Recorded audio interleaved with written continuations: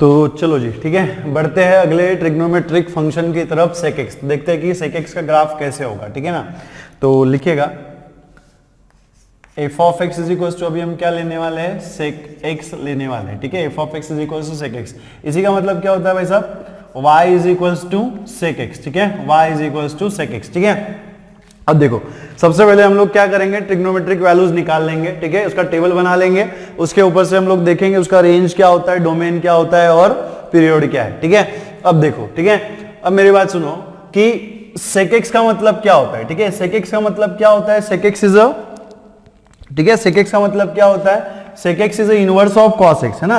सेक x जो है वो किसका इनवर्स होता है, कॉस एक्स का इनवर्स होता है। किसका इनवर्स होता है, कॉस एक्स का इनवर्स होता है, ठीक है। अब देखो, तो सबसे पहले मैं क्या करूंगा ना, सेक की वैल्यू फाइंड करने के लिए मैं पहले कॉस निकाल लूंगा, ठीक है। सेक की वैल्यू फाइंड करने के लिए मैं क्या करूंगा, पहले कॉस निकाल लूंगा। कॉस निकाल दिया तो मुझे पता है कि भाई साहब sec x is equal to क्या होता है, 1 बाय कॉस एक्स होता है ना। Sec x is equal to क्या होता है, 1 बाय कॉस एक्स होता है। तो अगर मुझे कॉस की वैल्यू मिल गई तो मैं इजीली सेक की वैल्यू निकाल सकता हूं यहाँ पे ना। तो यहाँ पे देखो, ऑन द एक्स एक्सिस अगर आपका एंगल 0 है तो कॉस का वैल्यू कितना है, 1 है। कॉस 0 जो है 1 है, आपको पता है ऑलरेडी, ठीक है।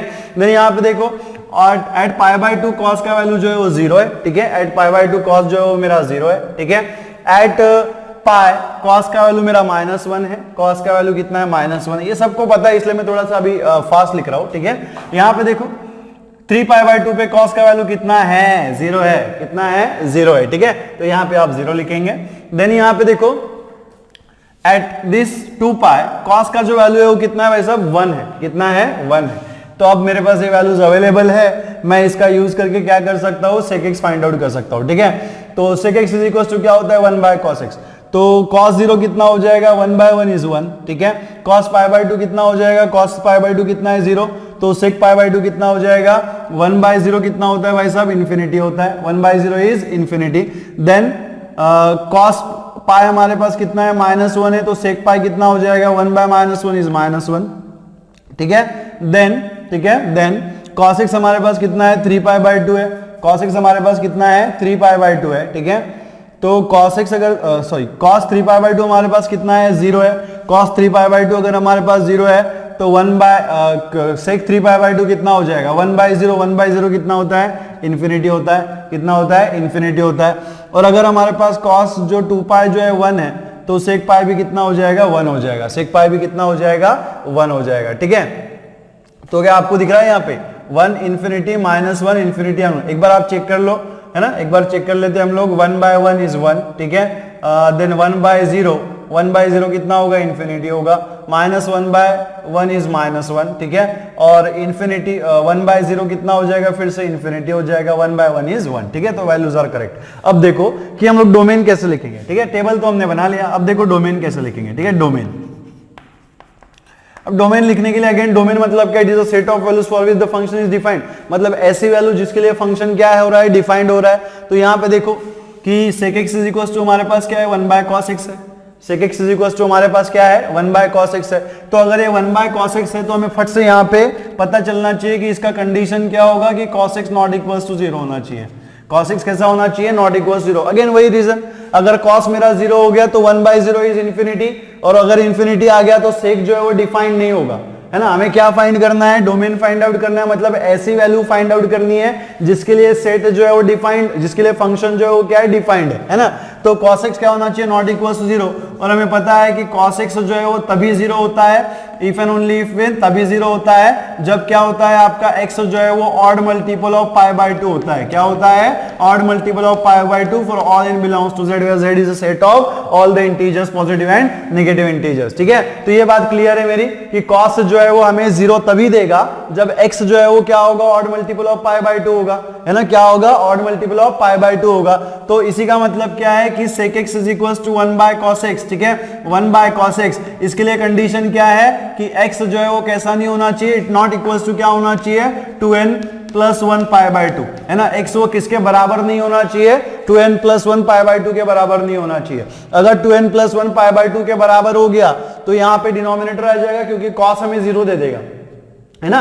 अगर आपने 2n अगर हमारा कभी भी, ठीक है, मान लो कभी भी कि x का x बराबर अगर 2n + 1 π/2 आ गया, मतलब ऑड मल्टीपल ऑफ π/2 आ गया, तो cos 0 दे देगा, और जब cos 0 दे देगा तो 1/0 इंफिनिटी हो जाएगा, मतलब फंक्शन डिफाइन नहीं होगा, उसके लिए फंक्शन हमारा डिफाइन नहीं होगा। तो हमें कौन सी वैल्यू छोड़नी है, 2n + 1 π/2, तो डोमेन इज इक्वल टू क्या हो जाएगा, मतलब r, इसमें आप दुनिया भर के सारे नंबर्स ले सकते हो, ठीक है। अब सिर्फ इसमें से क्या करना है, ऐसे एंगल्स निकालने हैं। कौन से एंगल्स निकालने हैं, ऑड मल्टीपल ऑफ π/2, क्या निकालना है, ऑड मल्टीपल ऑफ π/2। तो r माइनस, इसमें से हम क्या निकाल देंगे, ऑड मल्टीपल ऑफ π/2 निकाल देंगे for all n belongs to z, z is a set of all the positive and negative integers, तो आपको बहुत अच्छे से पता है, ठीक है, आपको वो बहुत अच्छे से पता है, ठीक है ना। तो चलिए आगे बढ़ते हैं। अब हम क्या देखेंगे, रेंज देखेंगे भाई साहब, क्या देखेंगे, रेंज देखेंगे, ठीक है ना, क्या देखेंगे, रेंज। अब देखो रेंज कैसे लिखेंगे, है ना। अब रेंज का जो वैल्यू है ना, अब देखो कि sec x जो है वो इनवर्स है cos का, मतलब cos का उल्टा, sec x जो है वो क्या है, इनवर्स है cos का। तो जब मैंने cos का रेंज लिखा था, है ना, जब मैंने क्या किया था, cos का रेंज लिखा था, रेंज ऑफ cos, तो क्या मिला था हमें वहां पे, क्लोज इंटरवल -1 to 1, क्या मिला था, क्लोज इंटरवल -1 to 1। थोड़ा पेशेंस रखो, मैं आपको क्लियर, थोड़ा सा अगर वक्त दे दो तो मैं आपको समझा पाऊं, ठीक है, कि cos का जो मैंने रेंज दिखा था तो वो -1 से 1 देखा था, और sec का मतलब क्या है, इनवर्स ऑफ cos, मतलब cos का डेफिनेटली उल्टा, cos का पूरा उल्टा।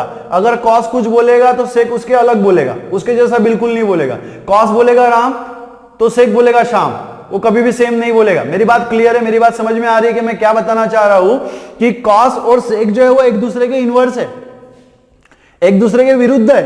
cos और sec जो है एक दूसरे के विरुद्ध है। अगर cos शाम बोलेगा तो sec क्या बोलेगा, राम बोलेगा। अगर sec राम बोलेगा तो cos क्या बोलेगा, शाम बोलेगा। पर वो कभी sec जो है कभी राम नहीं बोलेगा और कभी शाम नहीं बोलेगा। क्यों नहीं बोलेगा, क्योंकि वो cos का बिल्कुल उल्टा है। cos ने अगर राम बोल दिया तो sec कभी भी राम नहीं बोलेगा, ठीक है, sec कभी भी राम नहीं बोलेगा। तो इसका मतलब क्या है कि अगर cos का रेंज -1 से 1 के बीच में है, cos का जो रेंज है वो क्या है, -1 से 1 के बीच में है, तो sec का जो रेंज है वो कभी इसके बीच में नहीं होगा, sec का जो रेंज है वो कभी इसके बीच में नहीं होगा। तो इस पर्टिकुलर इंटरवल को छोड़ के अगर मैं नंबर लाइन पे बताऊं आपको, ठीक है, अगर मैं आपको नंबर लाइन में बताने की कोशिश करूं तो देखो मैं आपको इस तरीके से समझा सकता हूं कि ये आपका इन्फिनिटी है, ये आपका -इन्फिनिटी है, और ये भाई साहब ये 0 है ना, ये क्या है, 0 है, और ये क्या हो गया आपका 1 हो गया, और ये क्या हो गया आपका -1 हो गया। तो मेरा cos क्या कहता है कि cos का जो रेंज है वो ये होगा, जो cos का रेंज है वो क्या होगा, ये होगा। जो मैं येलो लाइन ड्रॉ कर रहा हूं ना, आपको सबको दिख रहा होगा, नहीं दिख रहा होगा तो मेरे जैसे चश्मा लगाने की जरूरत है, और दिख रहा है तो बहुत अच्छी बात है, बहुत बढ़िया, बहुत गजब, ठीक है। तो देखो cos का जो रेंज है ना वो येलो लाइन दिख रहा है, ठीक है, सॉरी, cos का जो रेंज है वो क्या है, येलो लाइन है ना। मतलब ये जो येलो लाइन आपको इंडिकेट कर रहा है ये cos का रेंज है, और sec क्या बोलता है उसका विरुद्ध। मतलब सिर्फ इस येलो लाइन को छोड़ के बाकी जो भी लाइन रहेगी, मतलब जैसे मैंने यहाँ पे पिंक वाली लाइन ड्रॉ कर रहा हूं, ठीक है, तो ये मैंने पिंक लाइन ड्रॉ कर दी, है ना। तो क्या होगा, cos का रेंज क्या है, येलो लाइन है, तो इस येलो लाइन को छोड़ के बाकी जो कुछ भी है वो sec की रेंज हो जाएगी। क्या मेरी बात समझ में आ रही है कि sec is a totally inverse of cos, मतलब एक दूसरे के बिल्कुल विरुद्ध है। तो अगर cos का रेंज ये -1 to 1 है, मतलब येलो वाली लाइन है, तो sec का जो रेंज है वो बिल्कुल नहीं रहेगा, येलो नहीं रहेगा, तो क्या रहेगा, येलो को छोड़ के -1 to -infinity and 1 to infinity, है ना, -1 to -infinity and 1 to infinity। तो इसको अगर मैं मैथमेटिकली लिखूं, इसको अगर मैं मैथमेटिकली लिखूं तो भाई साहब मैं कैसे लिख सकता हूं, कैसे लिख सकता हूं, ओपन क्लोज इंटरवल -इन्फिनिटी -1, ठीक है, यूनियन, ठीक है, यूनियन क्लोज इंटरवल, ठीक है, close open interval 1, -infinity, sorry 1, infinity. तो इसका मतलब क्या हो गया, यहां पे देखो, यहां पे ओपन किया हुआ है, -इन्फिनिटी को क्या किया हुआ, ओपन किया, मतलब -इन्फिनिटी इंक्लूडेड नहीं है, तो -इन्फिनिटी के पहले जो भी नंबर आएगा वो फाइनाइट होगा। तो ये भाई साहब फाइनाइट इंटरवल है, और -1 है, ठीक है, -1 है। देखो यहां पे -1 पे इसने क्लोज कर दिया, -1 पे इसने क्या कर दिया, इसको क्लोज कर दिया कि -1 के बाद कोई भी नंबर मैं नहीं लूंगा। sec क्या बोल रहा है कि -1 के बाद मैं उधर का कोई भी नंबर नहीं लूंगा, और यहां पे क्या है, 1 पे क्लोज कर दिया, मतलब यहां से क्लोज कर दिया। तो आपको क्लियर बाउंड्री दिख रहा है, क्लियर बाउंड्री दिख रहा है कि इतना जो येलो वाला स्पेस है वो cos का रेंज है, तो वो sec का रेंज नहीं होगा, उसको छोड़ के बाकी सब जो है वो क्या होगा, उसको छोड़ के बाकी सब जो है वो क्या होगा, sec का रेंज होगा, ठीक है।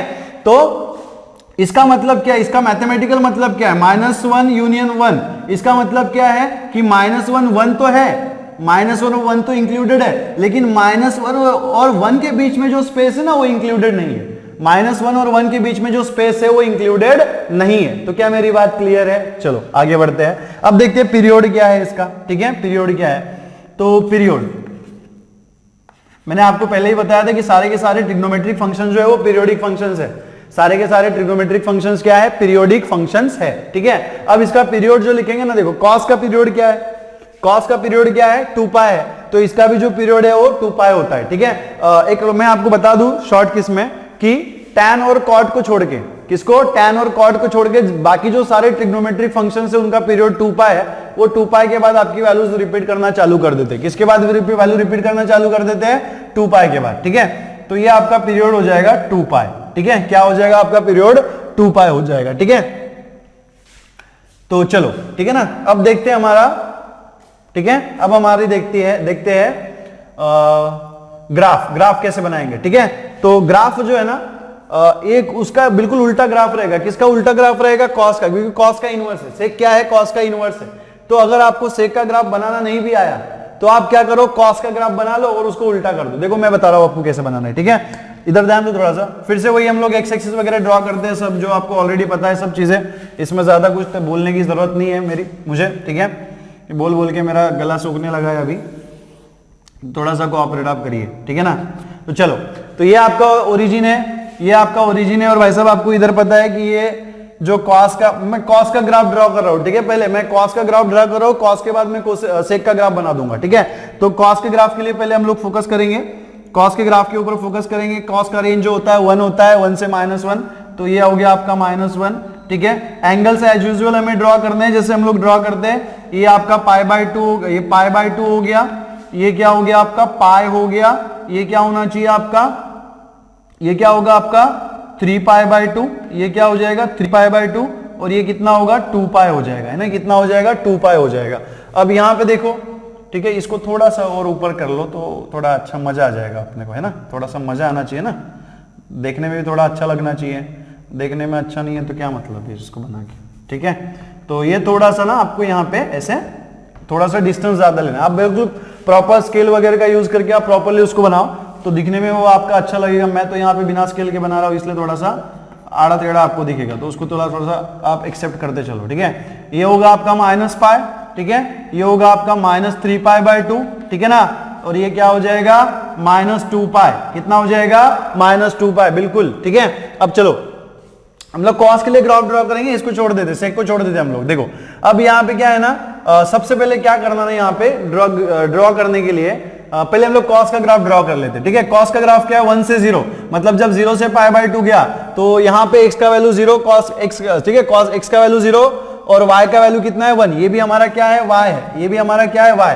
तो ये पॉइंट हो जाएगा आपका। ठीक है, ये पॉइंट हो जाएगा।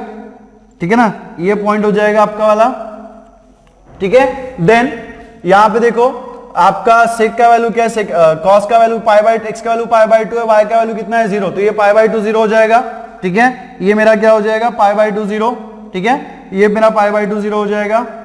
ठीक है ना, ये क्या हो जाएगा? π/2 0। देन देखो x का वैल्यू पाई है तो y का वैल्यू आपको -1 मिलेगा, मतलब इधर आ जाएगा कहीं तो भी, यहाँ पे आ जाएगा, ये कोऑर्डिनेट हो जाएगा आपका वाला। ये सब हमने ऑलरेडी पढ़ रखा है। ठीक है, और यहाँ पे क्या है? 2 पाई है ना, यहाँ पे 2 पाई, x का वैल्यू 2 पाई, तो y का वैल्यू कितना है? 1। y का वैल्यू कितना है? 1 है। तो ये सब मैंने आपको ऑलरेडी बता के रखा था, तो मैं बहुत जल्दी इसको ड्रॉ कर रहा हूँ। ठीक है, देन यहाँ पे देखो पाई का वैल्यू आपका 0 है 1, तो ये आ जाएगा आपका कितना? 0 1। 0 1 कहाँ पे आएगा? x का वैल्यू 0 है तो y का भी वैल्यू 0 1 है ना, तो ये फिर से ये पॉइंट हो गया। देन -π/2 0, -π/2 0 कितना आएगा? ये हो जाएगा। ठीक है, देन -π -1, सो -π -1 आपका यहाँ पे आएगा। ठीक है, -π -1 आपका यहाँ पे आएगा। ठीक है, अब देखो -3π/2 0, ये हो जाएगा -3π/2 0, एंड देन -2π1, सो -2π1 कहाँ पे आएगा भाई साहब? यहाँ पे आ जाएगा। कहाँ पे आएगा? यहाँ पे आएगा। अब यहाँ पे आप ग्राफ ड्रॉ कर लो, इसको कनेक्ट कर लेंगे इस तरीके से। ठीक है, इसको हम लोग इस तरीके से कनेक्ट कर लेंगे बढ़िया से। ठीक है, इस तरीके से, और यहाँ पे आपको इस तरीके से मिलेगा। ठीक है, अब देखो, अब दूसरी यहाँ पे इधर भी ड्रॉ कर लेते हैं ऐसे ही। ठीक है, ये हो गया आपका ड्रॉ इस तरीके से, और यहाँ पे आपको क्या मिलेगा? इस तरीके से ग्राफ मिलेगा, ठीक है। तो यहां से एक हम लोग क्या करेंगे, डॉटेड लाइन ऐसी हम लोग ड्रॉ कर लेंगे, ठीक है। एक डॉटेड लाइन यहां से भी हम लोग ड्रॉ कर लेते हैं 1 के ऊपर से, ठीक है। 1 के ऊपर से एक डॉटेड लाइन हम लोग ड्रॉ कर लेते हैं, ठीक है। और यहां पे भी -1 के ऊपर से भी हम लोग एक डॉटेड लाइन ऐसी ड्रॉ कर लेते हैं, ठीक है। अब ऐसा क्यों किया मैं आपको बताऊंगा, ठीक है। अब यहां पे देखो, ठीक है। अब यहां पे देखो कि सेक जो है वो बिल्कुल कॉस का उल्टा है, सेक जो है बिल्कुल क्या है, कॉस का उल्टा है। तो सबसे पहले आप क्या करो कि जहां पे भी, ठीक है, जहां पे भी हमारा जो फंक्शन है वो अनडिफाइंड है, उसको पहले अंडरलाइन कर लो। π/2 में फंक्शन हमारा सेक फंक्शन अनडिफाइंड है, तो π/2 के ऊपर से मैं एक लाइन ड्रॉ कर लूंगा इस तरीके से, ठीक है। π/2 के ऊपर से मैं क्या करूंगा, इस तरीके से एक लाइन ड्रॉ कर लूंगा। जहां पे भी अनडिफाइंड है वहां पे हम लोग डॉटेड लाइन ड्रॉ करेंगे। उसके बाद देखो कहां पे अनडिफाइंड है, 3π/2 पे अनडिफाइंड है, तो यहां पे भी मैं एक ऐसी डॉटेड लाइन ड्रॉ कर लूंगा, ठीक है। डॉटेड लाइन में यहां पे क्या कर लूंगा, ऐसे एक डॉटेड लाइन ड्रॉ कर दूंगा, ठीक है। देन उसके बाद देखो यहां पे क्या है, -3π/2 भी अनडिफाइंड है, तो यहां पे भी हम ऐसे एक डॉटेड लाइन ड्रॉ कर लेंगे, ठीक है। ये सब इसलिए है कि आपका ग्राफ जो है वो आसानी से आ जाएगा, ठीक है।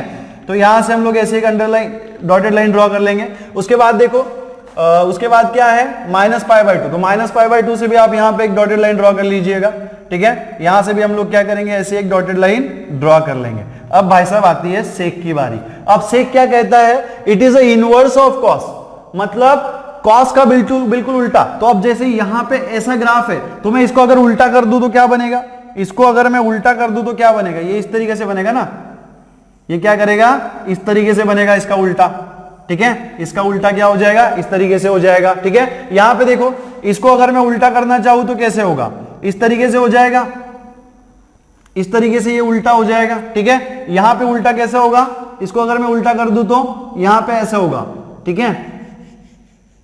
बिल्कुल यहां पे उसको उल्टा करते जाना है, ग्राफ को आपको उल्टा करते जाना है, तो आपको मिलेगा सेक का ग्राफ, ठीक है। यहां पे देखो, यहां पे भी इसका उल्टा कर देंगे तो क्या मिलेगा, इस तरीके से मिलेगा, ठीक है। इस तरीके से आपको मिलेगा ग्राफ। हर पॉइंट को आपको उल्टा करते चलना है, ठीक है। तो इसको अगर हम उल्टा कर देंगे तो इस तरीके से जो है वो आपको ग्राफ मिलता रहेगा, ठीक है, ठीक है। इस तरीके से जो है वो आप यहाँ पे ग्राफ मिलता रहेगा। अब यहां पे देखो इसको उल्टा कर लेंगे तो क्या मिलेगा, इस तरीके से मिलेगा, ठीक है, इस तरीके से मिलेगा। तो यहां पे जो हमने यहां पे ग्रीन लाइन में जो ग्राफ बनाया हुआ है ना, ठीक है, ग्रीन लाइन में जो ग्राफ हमने बनाया हुआ है भाई साहब, वो ग्राफ है सेक का। वो किसका ग्राफ है, सेक का ग्राफ है। तो अगर आप यहां से जो पिंक वाली लाइन हटा दो, ठीक है, यहां से आप जो पिंक वाली लाइन है उसको हटा देंगे, तो पिंक वाली लाइन हटा देने के बाद जो ग्राफ बचेगा, ठीक है, पिंक वाली लाइन हटा देने के बाद जो ग्राफ बचेगा वो होगा हमारा सेक का ग्राफ। वो क्या होगा, हमारा सेक का ग्राफ, ठीक है। तो ये हो जाएगा ग्राफ ऑफ दी सेक, ठीक है। ये किसका ग्राफ हो जाएगा भाई साहब, सेक का ग्राफ हो जाएगा, ठीक है। तो इस तरीके से जो है, अब ये जो पिंक वाली लाइन मिटाने के बाद जो ग्राफ बच रहा है वो है सेक का ग्राफ। आप देख सकते हो बिल्कुल कॉस के रिवर्स है, कॉस का उल्टा है, कॉस का इनवर्स है। यहां पे ऐसा था तो ये बिल्कुल ऊपर हो गया, उल्टा हो गया। दूसरी बात, यहां पे ये जो डॉटेड लाइन को दिख रहा है ये कर्व टच नहीं करेगा, कर्व जो है वो डॉटेड लाइन को टच नहीं करेगा। क्यों नहीं करेगा, क्योंकि उस डॉटेड लाइन के ऊपर फंक्शन अनडिफाइंड है। फंक्शन क्या है, अनडिफाइंड है। तो मान लो अगर इसको टच कर लिया तो फंक्शन क्या हो जाएगा, मेरा अनडिफाइंड हो जाएगा। तो इसका मतलब क्या है कि ये इस डॉटेड लाइन के पैरेलल चलेगा, जितना क्लोज हो सकता है उतना क्लोज जाएगा, है ना, जितना क्लोज हो सकता है वो उतना क्लोज चलेगा, एकदम चिपक के। लेकिन उसको चिपक के नहीं, ठीक है, थोड़ा दूर से, लेकिन वो उसको चिपकेगा नहीं। चिपकेगा मतलब एक दूसरे से वो कनेक्ट नहीं करेंगे या फिर टच नहीं करेंगे, वो एकदम पैरेलल चलता जाएगा लेकिन कनेक्ट नहीं करेगा। ये बात आपको ध्यान में रखनी, ये बात इंडिकेट करनी। अगर आपने ग्राफ में इसको टच कर दिया तो आपका ग्राफ खराब हो जाएगा, खत्म हो जाएगा, ठीक है ना। तो बात ध्यान में क्या रखना है कि जो डॉटेड लाइन हमने यहां से ड्रॉ की है, ये जो डॉटेड लाइन हमने यहां से ड्रॉ की है, इस डॉटेड लाइन को ये जो कर्व है टच नहीं करेगा। देखो मैंने कहीं पे भी टच किया हुआ है कि इसको, कहीं पे भी मैंने उसको टच नहीं किया हुआ है, बिल्कुल उसके पैरेलल में चल रहा है, ठीक है, लेकिन टच नहीं हुआ है, ठीक है। तो ये है आपका सेक का ग्राफ। इस तरीके से जो है आप सेक का ग्राफ यहां पे ड्रॉ कर सकते हो, ठीक है ना। तो चलिए, ठीक है, बढ़ते हमारे अगले ट्रिग्नोमेट्रिक फंक्शन की तरफ। लिखिएगा कोसेक एक्स, ठीक है, कोसिकेंड फंक्शन, ठीक है ना। इसको हम क्या कहते हैं, cosecant function, that is f of x is equals to cosec x, ठीक है। F of x is equals to cosec x. इसी को आप क्या लिख सकते हो, y इज इक्वल्स टू, ठीक है, y is equals to what, cosec x, ठीक है, y is equal to cosec x. तो जैसे हमने सेक का ग्राफ बनाया, सेक का ग्राफ हमने कैसे बनाया, हमने पहले कॉस का ग्राफ बनाया और कॉस के ग्राफ के ऊपर से हमने क्या बनाया, सेक का ग्राफ बनाया, ठीक है।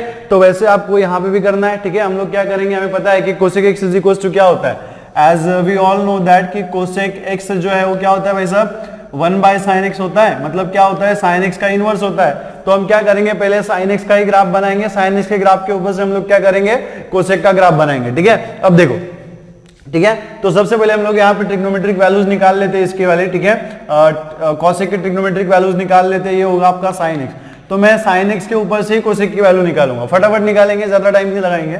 जैसे देखो साइन एक्स आपको यहाँ पे पता है, यहाँ पे साइन का वैल्यू कितना है, 0 है, तो यहाँ पे 0 हो जाएगा, ठीक है। यहाँ पे देखो एट π/2 साइन का वैल्यू कितना है, 1 है, तो यहाँ पे 1 हो जाएगा। फटाफट फटाफट, बिल्कुल हमें ऑलरेडी पता है ये सब, ठीक है।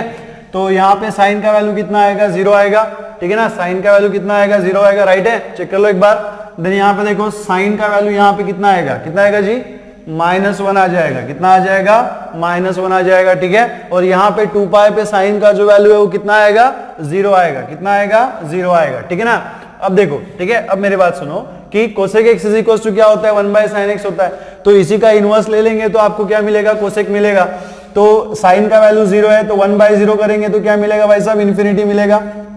1/0 इज इन्फिनिटी, देन 1/1 इज 1, ठीक है। देन अगेन 1/0 जो है फिर से क्या मिलेगा आपको, इन्फिनिटी मिलेगा। 1/0 इज इन्फिनिटी, देन -1/1 इज -1, ठीक है। एंड देन फिर से 1/0 जो है ना, x का वैल्यू है 2π, साइन x की वैल्यू कितनी है, 0 है, तो 1/0 कितना हो जाएगा, फिर से इन्फिनिटी हो जाएगा, ठीक है ना। तो आपको इन्फिनिटी इन्फिनिटी -1 और इन्फिनिटी एंड 1 आपको मिल रहा है, ठीक है। तो ये हो गया हमारा ट्रिग्नोमेट्रिक टेबल। सो फटाक से ट्रिग्नोमेट्रिक टेबल आने के बाद फटाक से हम लोग डोमेन के ऊपर बात कर लेते हैं कि डोमेन क्या होगा भाई साहब, ठीक है। डोमेन क्या होगा, फिर से वही रिपीट कर रहा हूं मैं, डोमेन मतलब क्या, set of values for which the function is defined, ठीक है। कोई घाई गड़बड़ी नहीं करनी है, बिल्कुल आराम से समझना है कि डोमेन मतलब क्या, it is a set of all the values for which the function is defined, ठीक है। तो ऐसी वैल्यू जिसके लिए फंक्शन डिफाइंड होता है उसके सेट को हम क्या कहते हैं, डोमेन कहते हैं, ठीक है। अब आपको यहाँ पे पता है कि cosec x is equal to 1 by sine x है, तो भाई साहब इसका कंडीशन क्या होना चाहिए, sine x must not be equal to 0, मतलब साइन एक्स जो है वो 0 नहीं होना चाहिए, है ना। साइन एक्स जो है वो 0 के बराबर नहीं होना चाहिए। क्यों नहीं होना चाहिए, अगर 0 के बराबर हो गया तो 1/0 हो जाएगा, और 1/0 आपको क्या दे देगा, इन्फिनिटी। और जब भी इन्फिनिटी आया मतलब फंक्शन क्या हो गया, अनडिफाइंड हो गया, फंक्शन क्या हो गया, अनडिफाइंड हो गया, ठीक है। लेकिन हमें डोमेन फाइंड आउट करना है तो आपको सिर्फ ऐसी वैल्यू देखनी है जिसके लिए फंक्शन डिफाइंड हो, जिसके लिए फंक्शन क्या हो, डिफाइंड हो। तो इस वैल्यू को लेके कोई मतलब है क्या, इसी का मतलब क्या है। और अगेन हमें पता है कि साइन एक्स 0 कब होता है, साइन एक्स 0 कब होता है, जब x का जो वैल्यू है वो मल्टीपल ऑफ पाई में हो, है ना। साइन एक्स आपका 0 कब होता है, साइन एक्स आपको 0 कब देता है, वो तभी आपको 0 देता है जब x की वैल्यू क्या हो, मल्टीपल ऑफ पाई हो। For n belongs to z, z is a set of all the positive and negative integers, ठीक है। z is a set of all the positive and negative integer. तो sin x आपको पता है कि sin x 0 कब देता है, जब x की वैल्यू n पाई हो। तो यहाँ पे क्या कंडीशन बन जाएगा मेरा, क्या बन जाएगा, cosec x is equal to क्या होना चाहिए, 1 बाय साइन x। और कंडीशन क्या होगा कि x का जो वैल्यू है वो किसके बराबर नहीं होना चाहिए, n पाई के बराबर नहीं होना चाहिए, ठीक है। x is not equals to n pi, ठीक है। x किसके बराबर नहीं होना चाहिए, n पाई के बराबर नहीं होना चाहिए। क्यों, कि अगर वो n पाई के बराबर हो गया तो साइन n पाई 0 दे देगा, और 1/0 जो अगेन इन्फिनिटी होता है उसके लिए आपका फंक्शन जो है डिफाइंड नहीं रहेगा। वही बातें कर रहे हैं हम लोग, ठीक है ना। तो यहाँ पे x जो है वो कैसा होना चाहिए, n पाई के बराबर नहीं होना चाहिए, कंडीशन है। तो मतलब क्या होगा, जब मैं डोमेन लिखूंगा, है ना, जब हम डोमेन लिखेंगे, मैं नहीं हम लिख रहे हैं ना यहाँ पे। सो हम जब डोमेन लिखेंगे तो उसमें से आपको ऐसे एंगल्स निकाल के फेंक देने हैं जो मल्टीपल ऑफ पाई हो, मतलब मल्टीपल ऑफ पाई के सारे एंगल्स को हमें आर में से निकाल देना है। तो आर में से निकाल देना है तो मैं साइन क्या दे दूंगा, माइनस, और यहाँ पे क्या आएगा, n pi for all n belongs to z, ठीक है, all n belongs to z। इसका मतलब क्या हो गया, r का ऐसा सेट, इसका मतलब क्या हो गया, r का ऐसा सेट जिसमें n पाई हमने निकाल दिया, मतलब उसमें मल्टीपल ऑफ पाई के कोई भी एंगल्स नहीं है, ठीक है। तो ये हो जाएगा मेरा डोमेन, ठीक है ना। ये क्या हो जाएगा, डोमेन, बहुत आसान सी भाषा में, बहुत सिंपल भाषा में। अब आते हैं, ठीक है, अब आते हैं हमारे रेंज के ऊपर, ठीक है। अब किसके ऊपर आएंगे हम लोग, रेंज के ऊपर की रेंज क्या होगा। फिर से वही कॉन्सेप्ट जो हमने कॉस और सेक के लिए लगाया था, ठीक है। तो रेंज क्या है जैसा कि हमें पता है कि रेंज ऑफ साइन, है ना, रेंज ऑफ साइन फंक्शन जो है भाई साहब कितना है, -1 to 1, है ना, -1 to 1, मतलब क्लोज इंटरवल -1 to 1। तो एक बात आपको बिल्कुल क्लियर कर देनी है यहाँ पे, बिल्कुल बहुत अच्छे से समझ लेनी है कि कोसेक जो है वो साइन का इनवर्स है। कोसेक जो है वो क्या है, साइन का इनवर्स है। कोसेक अगर साइन का इनवर्स है, इसका मतलब क्या है कि कोसेक का रेंज जो है वो -1 to 1 हो ही नहीं सकता, है ना। -1 to 1 के बीच में साइन का रेंज बिल्कुल नहीं होगा, ठीक है। उसको छोड़ के जो भी बचता है वो सब क्या हो जाएगा, कोसेक का रेंज हो जाएगा, ठीक है। फिर से इसको समझना है तो हम लोग नंबर लाइन की तरफ चलेंगे। ये नंबर लाइन हो गई आपकी वाली, ठीक है। ये हो गया इन्फिनिटी, ये हो गया -इन्फिनिटी, जो हम सबको पता है ये 0 हो गया, और मान लो यहाँ पे कहीं पे 1 है और यहाँ पे कहीं पे -1 है। तो रेंज ऑफ साइन क्या कहता है, रेंज ऑफ साइन क्या कहता है कि -1 से लेकर 1 तक जो मैं ये येलो लाइन ड्रॉ कर रहा हूँ, फिर से, ठीक है, फिर से वही रिपीट कर रहा हूं मैं। येलो लाइन जो मैं ड्रॉ कर रहा हूं, ये जो है वो साइन का रेंज है, ये जो है वो क्या है, साइन का रेंज है। तो कोसेक क्या कहता है कि साइन का जो रेंज होगा वो कोसेक का नहीं होगा, है ना। साइन का जो रेंज होगा वो कोसेक का नहीं होगा, वो हो ही नहीं सकता।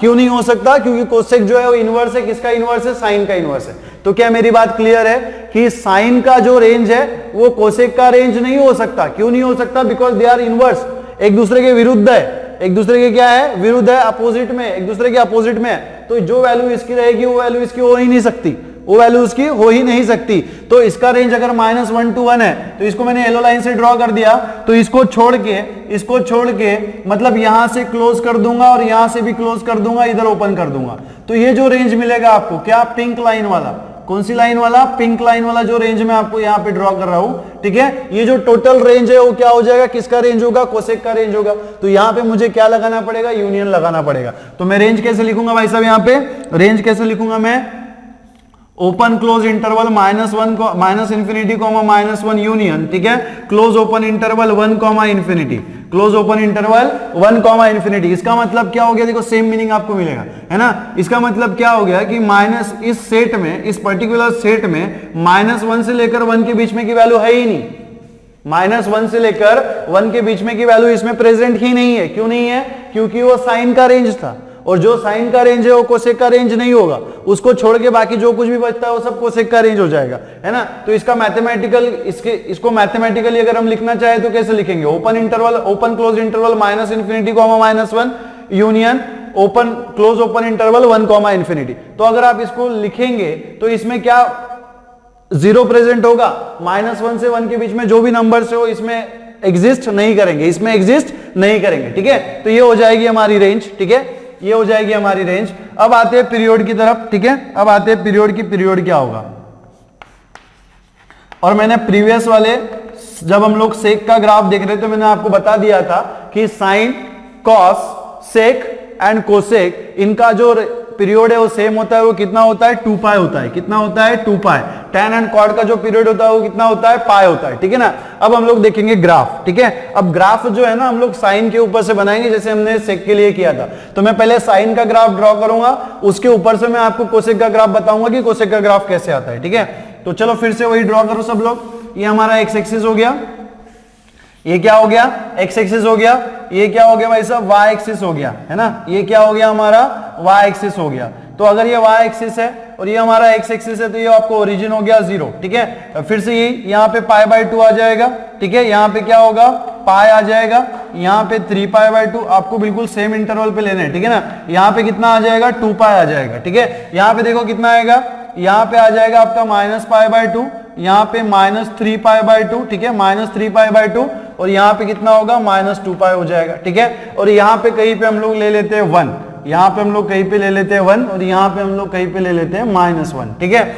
अब यहाँ से ना ये 1 के ऊपर से हम लोग ऐसे एक डॉटेड लाइन ड्रॉ कर लेंगे, ठीक है। क्या कर लेंगे हम, ऐसे एक डॉटेड लाइन ड्रॉ कर लेंगे 1 के ऊपर से, ठीक है ना। एकदम प्रॉपरली आपको डॉटेड लाइन ड्रॉ कर लेनी है यहाँ पे, ठीक है। वैसे ही हम लोग -1 की तरफ से भी डॉटेड लाइन ड्रॉ कर लेंगे, ठीक है, इस तरीके से, ठीक है। इस तरीके से जो है आप डॉटेड लाइन यहां पे ऐसी ड्रॉ कर सकते हो, ठीक है ना, ठीक है। अब देखो, ठीक है, अब मेरी बात सुनो कि हमें क्या करना है, पहले साइन का ग्राफ बनाना है। साइन के ग्राफ से हम लोग क्या करेंगे, tan का ग्राफ बनाएंगे। तो फटाफट जो है कोऑर्डिनेट लिख लेंगे। सबको पता है x का वैल्यू 0 है तो y का वैल्यू 0 है, x का वैल्यू 0 है तो y का वैल्यू 0 है, ठीक है।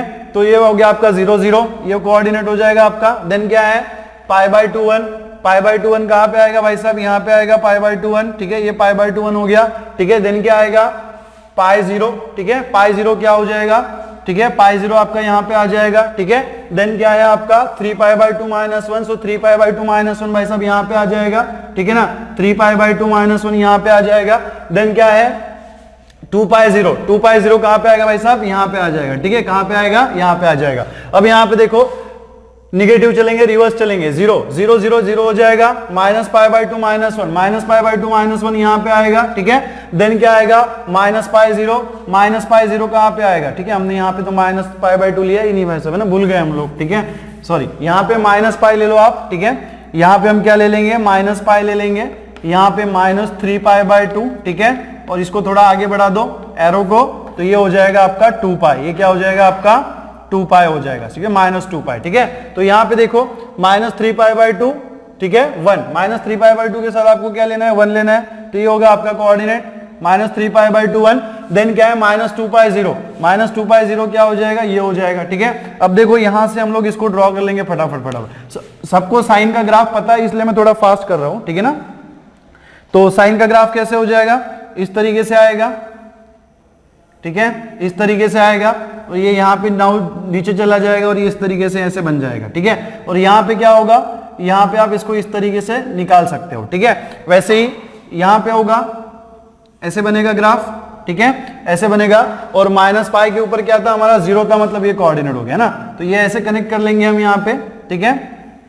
तो इस तरीके से जो है वो आपका ग्राफ ऐसे बन जाएगा, ठीक है, इस तरीके से जो है वो आपका ग्राफ ऐसे बनेगा। अब हम बनाएंगे कोसेक का ग्राफ। अब कोसेक का ग्राफ कैसे बनाएंगे, तो सबसे पहले हमें क्या करना है, कि जहां पे फंक्शन अनडिफाइंड है वहां पे अंडरलाइन डॉटेड लाइन निकाल लेनी है। -2π पे अनडिफाइंड है, तो यहां पे हम लोग फट से एक डॉटेड लाइन निकाल लेंगे, ठीक है। -2π और किस में है, 0 में, है ना, -2π एंड 0 में, तो डॉटेड लाइन निकाल लेंगे। देन क्या है हमारा π/2 और -3π/2 में, ठीक है, और कहां पे डिफाइंड है, -π और π में, तो -π और π से एक डॉटेड लाइन निकाल लेंगे हम, ठीक है, एक डॉटेड लाइन यहां से ऐसे निकाल लेंगे, ठीक है।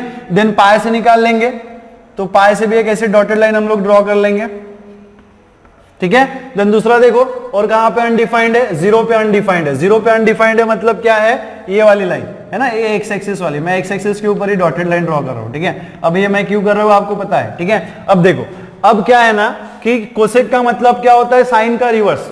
कोसेक का मतलब क्या है हमारा, साइन का रिवर्स। तो अगर मैं इसको रिवर्स कर दूं तो कैसे बनेगा, ऐसे ग्राफ बनेगा, ठीक है। अगर मैं कोसेक को रिवर्स कर दूं तो ऐसे ग्राफ बनेगा ना, ठीक है, ऐसे बन जाएगा, ठीक है। इसको रिवर्स कर देंगे तो इस तरीके से हो जाएगा, ठीक है, इसको रिवर्स कर देंगे तो ऐसे आ जाएगा, ठीक है। देन यहाँ पे देखो, इसको रिवर्स कर देना है हमें, उसको ऊपर ले जाना है, तो इसको ऊपर ले जाएंगे तो इस तरीके से आएगा, ठीक है। और यहाँ पे इसको हम रिवर्स कर देंगे, यहाँ पे हमने डॉटेड लाइन नहीं ड्रॉ किया हुआ है, 2π के ऊपर भी कैसा है, अनडिफाइंड है ना, 2π के ऊपर भी कैसा है, अनडिफाइंड है, तो ये 2π हो गया। तो यहाँ पे भी हम लोग क्या करेंगे, एक डॉटेड लाइन बनाएंगे, ठीक है। तो यहाँ से भी इसको भी हम लोग रिवर्स कर देंगे, तो ये इस तरीके से हो जाएगा, ठीक है, ये जो है वो इस तरीके से आपका हो जाएगा, ठीक है। दूसरी बात क्या है, यहाँ पे देखो, यहाँ पे अगर आप इसको रिवर्स कर दोगे तो कैसे होगा, ठीक है, कैसे होगा, ठीक है ना, ये इस तरीके से आ जाएगा आपका, ठीक है, इस तरीके से आ जाएगा ये वाला, ठीक है। और ये वाला पोर्शन कैसे आएगा, ये वाला, ये इस तरीके से आएगा, ठीक है, ये आपका ऐसे उल्टा हो जाएगा, ठीक है ना, ये आपका इस तरीके से बनेगा, ठीक है। इसको उल्टा कर देना हमने, इसको नहीं भी लिखा तो भी आपको कोई जरूरत नहीं है ऐसे, ठीक है, इसको लिखने की ऐसी जरूरत है नहीं वैसे, ठीक है ना। तो ऐसे आएगा शायद, ठीक है।